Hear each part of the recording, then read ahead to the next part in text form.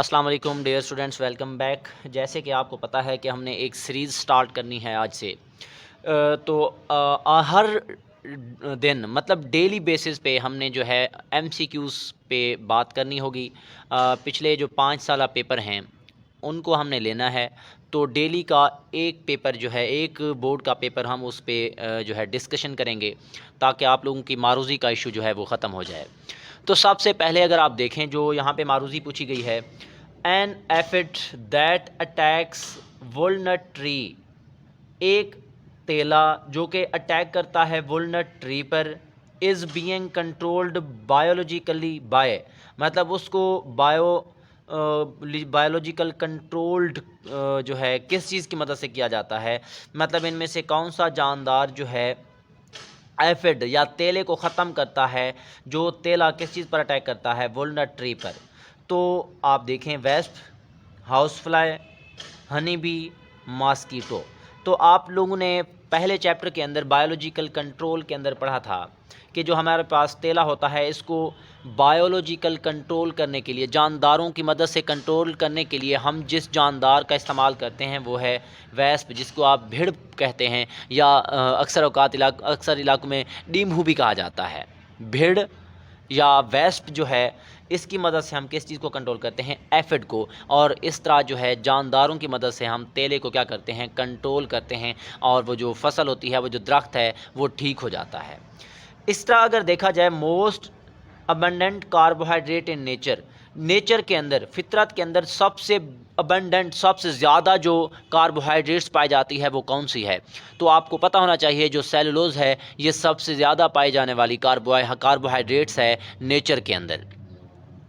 अब हम बात करें optimum pH of pepsin. Pepsin जो है, पेप्सिन की पीएच कितनी होती है?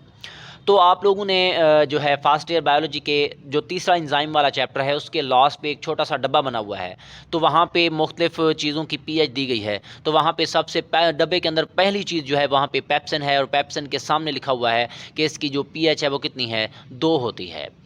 अब इसका राइट ऑप्शन ए ऑप्शन होगा। इसी तरह अगर हम बात करें, the fluid that surrounds the thylakoid is called, आप लोगों ने क्लोरोप्लास्ट पढ़ा होगा। इस तरह जो है क्लोरोप्लास्ट या प्लास्टिड की जो है डायग्राम होती है ऐसे, और इसके अंदर इस तरह ग्रैनम मौजूद होते हैं, और इसके इर्द गिर्द फ्लूइड पाया जाता था। उस फ्लूइड को आप नाम देते थे किस चीज़ का, स्ट्रोमा का। इसी वजह से इसका राइट ऑप्शन क्या होगा, स्ट्रोमा, क्योंकि स्ट्रोमा ही क्या करता है, थैलाकॉइड को घेरे होता है, सराउंड करता है क्लोरोप्लास्ट के अंदर। इसी तरह अगर हम नेक्स्ट मारूजी की बात करें, Solanum esculentum is scientific name of, मतलब ये जो हमारे पास सोलेनम एस्कुलेंटम है ये किस चीज़ का साइंसी नाम है? इसमें कोई कंसेप्ट नहीं है, आपने इसको रट्टे के तौर पर याद करना है।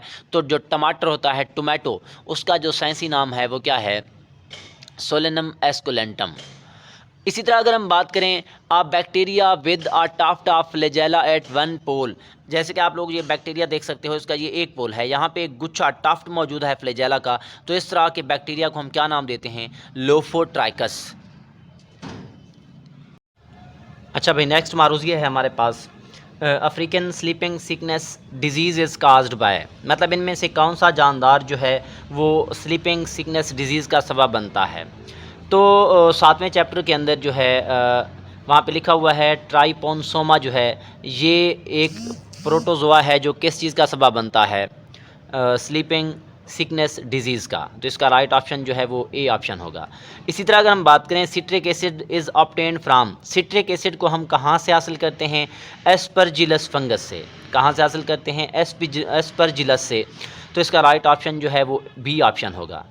अब इनमें से कौन से प्लांट्स जो हैं ऐसे हैं जिनको हम एम्फीबियन प्लांट्स कहते हैं, इसके अंदर थोड़ा सा कंसेप्ट है, आपने समझना है। तो एम्फीबियन प्लांट्स ऐसे पौधे जिनको जो है सर्वाइव करने के लिए जो है किस चीज़ की, वाटर की ज़रूरत होती है, तो उनको हम नाम दे देते हैं किस चीज़ का, ब्रायोफाइट्स का। तो इसका राइट ऑप्शन जो है वो ब्रायोफाइट्स हैं। If bile pigment is accumulated in blood, अगर बाइल पिगमेंट जमा हो जाए ब्लड के अंदर तो उस कंडीशन को हम क्या नाम दे देते हैं, जंडिस का, यरकान का नाम देते हैं। आप लोगों ने देखा होगा अक्सर जो मरीज़ होते हैं यरकान के, उनकी आंखें जो हैं वो जर्द हो जाती हैं, वो दरअसल इसी बाइल पिगमेंट के ब्लड के अंदर जमा हो जाने की वजह से हो जाता है। इसी तरह अगर देखा जाए ड्यूरिंग फोटो रेस्पिरेशन के दौरान जो ग्लाइसिन बनता है, तो अपनी मतलब जब बन जाता है तो उसके वो किस चीज़ के अंदर डिफ्यूज़ किया जाता है, तो आप लाजमी जहन में रखें माइटोकॉन्ड्रिया के अंदर। तो माइटोकॉन्ड्रिया के अंदर जब ये दाखिल हो जाता है तो उसके बाद जो है सीरीन बनती है, तो इसका राइट ऑप्शन कौन सा होगा, बी ऑप्शन होगा। इसके अलावा अगर हम बात करें सी आर्चन जो है उसका ताल्लुक किस फाइलम से है। सी आर्चन जो है ये एक एनिमल है जो समंदर के अंदर पाया जाता है। तो इसकी मतलब ये किस चीज़ की एग्जांपल में है, अकिनोडर्मेटा के अंदर जो है सी कोकम्बर, केक अर्चन, ब्रिटल स्टार और इसके साथ साथ जो है सी आर्चन, ये सारे के सारे जो हैं वो किस चीज़ में आते हैं, फाइलम अकिनोडर्मेटा के अंदर आते हैं। इसी वजह से इसका राइट ऑप्शन डी ऑप्शन होगा। अगर नेक्स्ट मारूजी की बात की जाए तो polyp and medusa are examples of, कि हमारे पास ये जो पुलिप और मेडूसा हैं किस चीज़ के एग्जांपल में आते हैं, कोएलिन्ट्रेटा की। तो 10वां चैप्टर ऐसा चैप्टर है जिसमें आपको पता है किसी किस्म का कंसेप्ट नहीं है, आप लोगों को याद करना पड़ेगा। तो पुलिप और मेडूसा जो है किस चीज़ के एग्जांपल में आते हैं, कोएलिन्ट्रेटा के एग्जांपल में आते हैं। अब ग्लाइकोलाइसिस का क्या मतलब है, ग्लूकोज की ब्रेकडाउन, मतलब glyco mean glucose, lysis mean splitting, मतलब कि हम ग्लूकोज की ब्रेकडाउन करते हैं जब तक पायरुविक एसिड नहीं बनता, तो उस प्रोसेस को हम क्या नाम देते हैं, ग्लाइकोलाइसिस का नाम देते हैं। इसी तरह क्लोरोफिल ए का कलर ब्लू ग्रीन होता है। ब्लू ग्रीन जो है वो किस चीज़ का कलर है, लाजमी जहन में रखेंगे क्लोरोफिल ए का। अब सिंगल सर्किट हल्ट की अगर बात की जाए, ऐसा हल्ट जिसके अंदर जो ब्लड है उसकी सर्कुलेशन जो है वो एक डायरेक्शन में होती है, उसको हम नाम दे देते हैं कि वो सर्किट किस चीज़ में मौजूद है, फिशेस के अंदर, मछलियों के अंदर। अब लास्ट में देखा जाए substance that inhibit blood clotting, मतलब जो ब्लड क्लॉटिंग है उसको इनहिबिट या रोकने का काम कौन करता है, एक केमिकल करता है, सब्सटेंस करता है, उसका नाम क्या है, हिपेरिन। तो इसका राइट ऑप्शन ए ऑप्शन होगा।